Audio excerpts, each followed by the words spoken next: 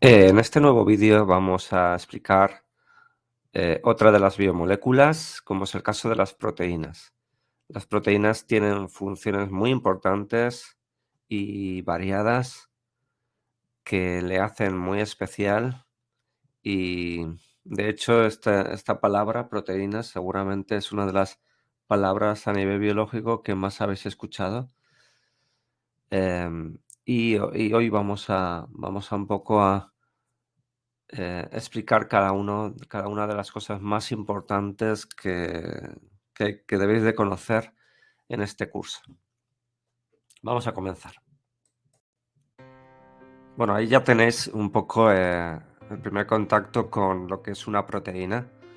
Una proteína no es otra cosa que un polímero de, de un monómero que se llaman aminoácidos, ¿vale? Una suma de aminoácidos, eso es lo que va a constituir una proteína.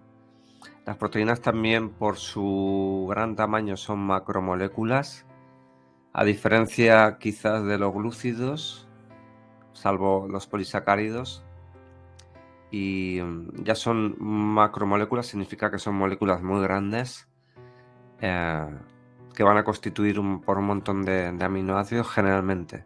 De todos modos, hay más o menos grandes o más o menos pequeñas, ¿no? Pero bueno, ahí tenéis. La palabra clave también ahí son la palabra aminoácido, ¿de acuerdo? Que son los monómeros.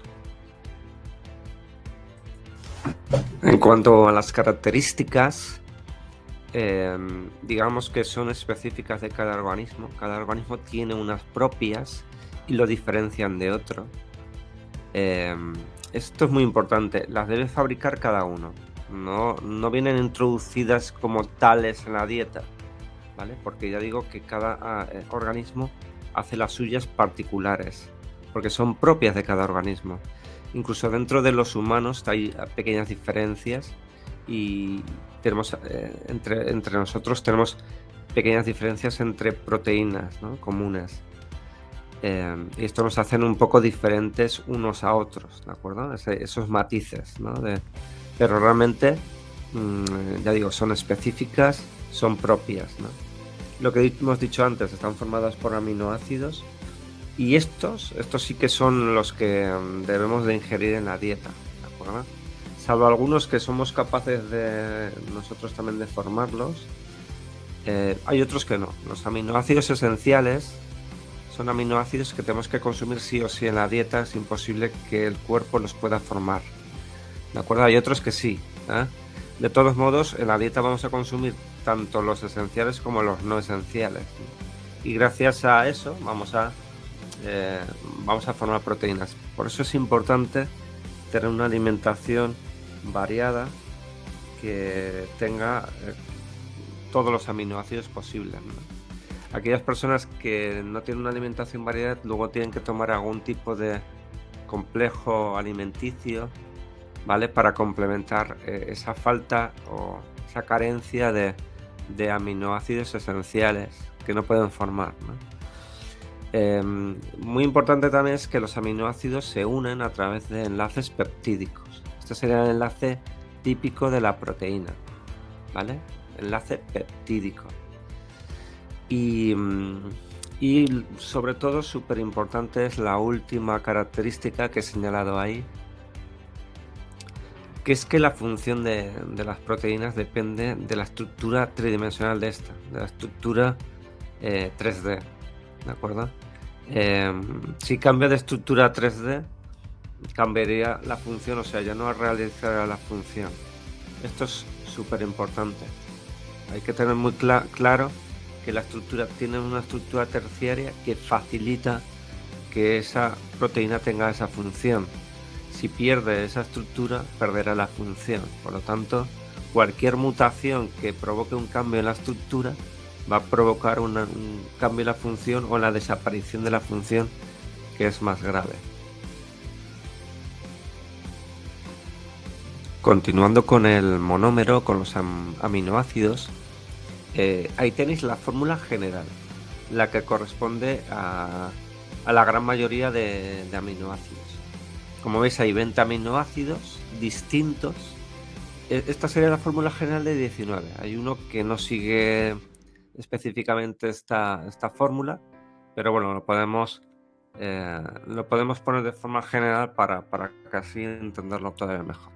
Se llama aminoácido porque tiene, veis, el verde sería la función amino, la amarilla la función ácido, y luego hay el resto R, lo tenéis arriba, que es lo que diferencia un aminoácido de otro aminoácido, ¿de acuerdo? Hay 20 aminoácidos y hay 20 restos, ¿no? Uno para cada aminoácido, ¿de acuerdo? Es muy importante que os quedéis con esta fórmula general y a partir de ahora la consideréis, ¿no? Los aminoácidos son muy importantes conocer, y ya que forman proteínas, y que sepáis que los aminoácidos se unen a través de enlaces peptídicos para formar esa cadena polipeptídica.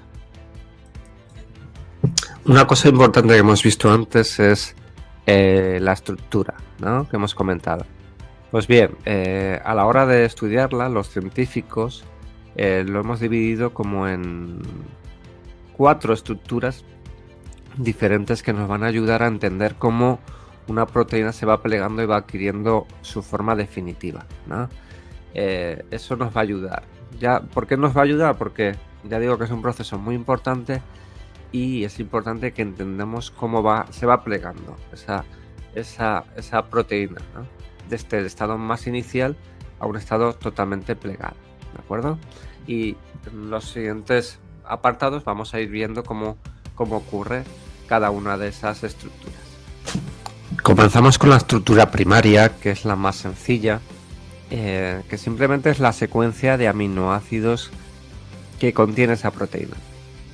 Cada una de estas bolitas, como veis, sería un aminoácido. Como veis, tiene una estructura más o menos zigzagueante debido a que forman algún tipo de enlace entre algún aminoácido. Como veis, hay dos aminoácidos cisteína unidos a través de dos azufres. Eso se llama puente disulfuro, ¿vale? Y eso es lo que hace que la proteína no sea una estructura totalmente lineal, sino zigzaguee un poco, ¿vale? Importante también que consideréis que el principio y el final, veis que ahí empieza por NH3 como el extremo amino ionizado, y el extremo ácido sería el otro extremo. Siempre empieza por extremo amino y acaba con extremo ácido, ¿vale? Que sepáis que cada aminoácido viene determinado por la secuencia de nucleótidos de los genes del ADN, ¿no? Que sepáis que el ADN es lo que lleva la información para construir cada proteína. Lo veremos, ¿de acuerdo?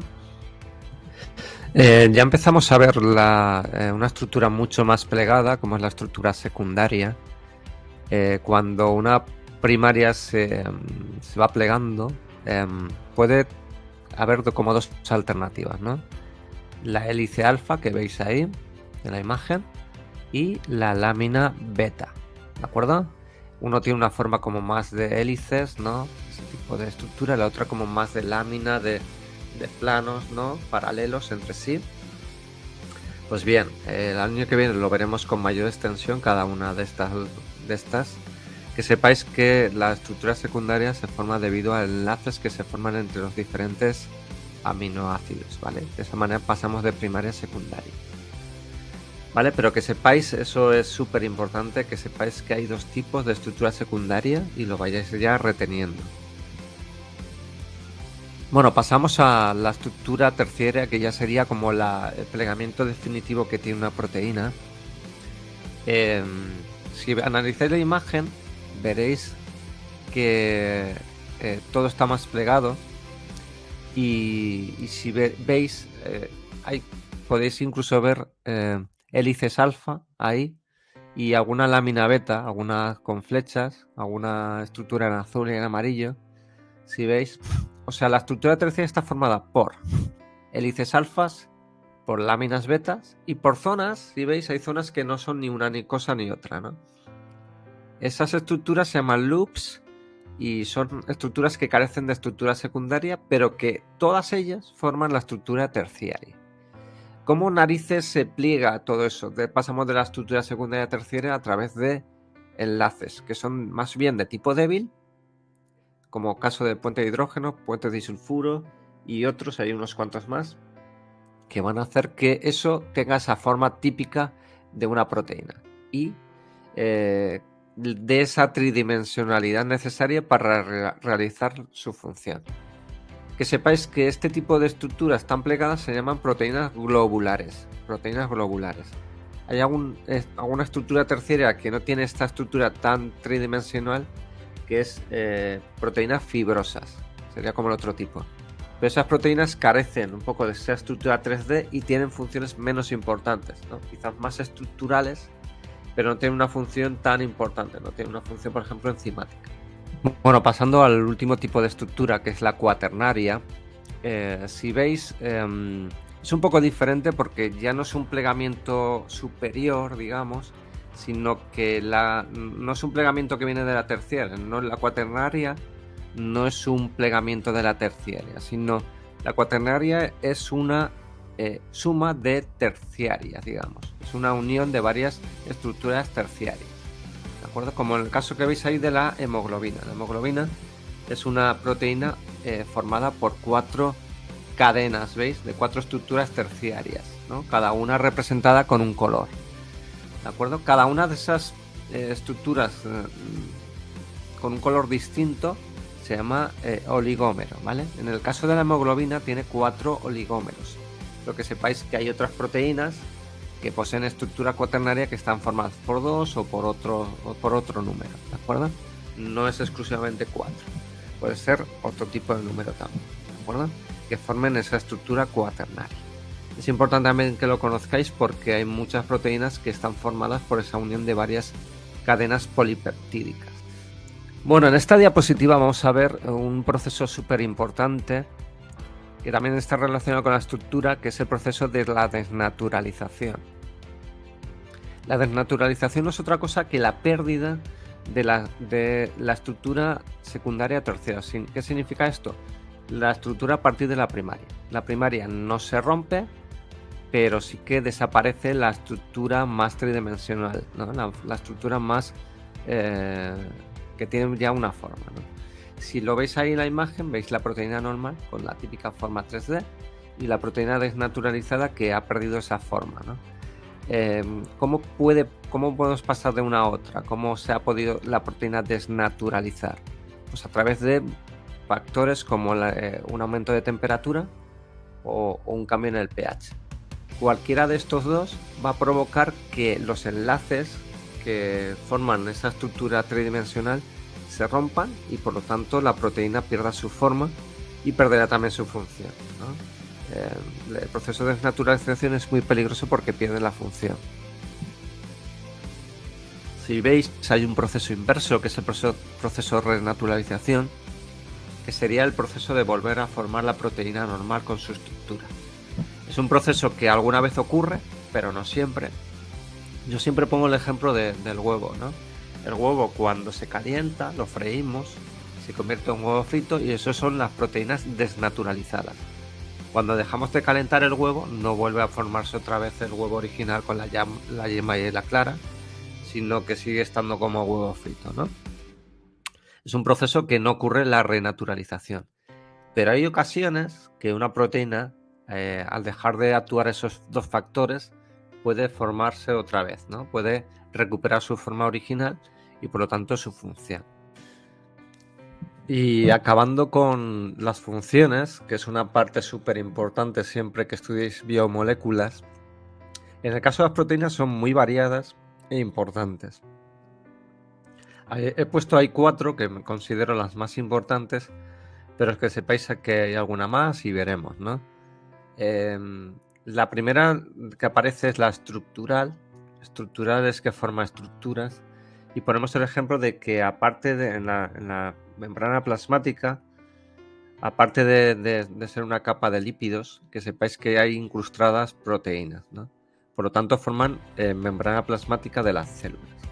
Y también forman la estructura del esqueleto en general de los animales, ¿no? Y de plantas, etcétera, de seres vivos en general, ¿no? Pues tiene una función estructural súper básica, ¿no? También tiene una función transportadora, de transportar sustancias. Caso de la hemoglobina que hemos nombrado antes, que transporta el oxígeno y el dióxido de carbono en la sangre, ¿no? Esa proteína tiene esa función de transporte, pero muchas otras, ¿no? También son catalizadores biológicos. Catalizadores biológicos lo que significa es que en las reacciones metabólicas que ocurren dentro de la célula,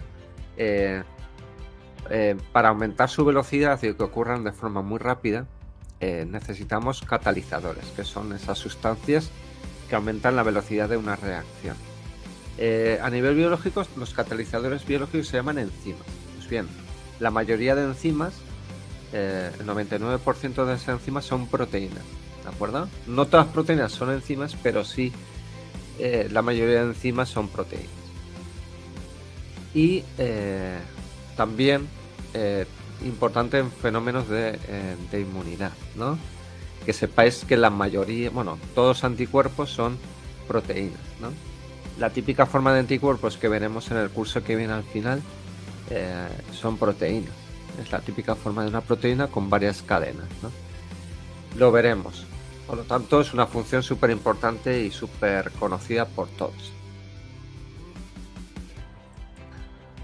Bueno, espero que hayáis entendido el vídeo, que os quedéis con las ideas principales de un tema súper importante que desarrollaremos un poco más el curso que viene, aunque ya hemos visto en general bastante todas partes creo que importantes en este vídeo. ¿De acuerdo? Cualquier duda, apuntad.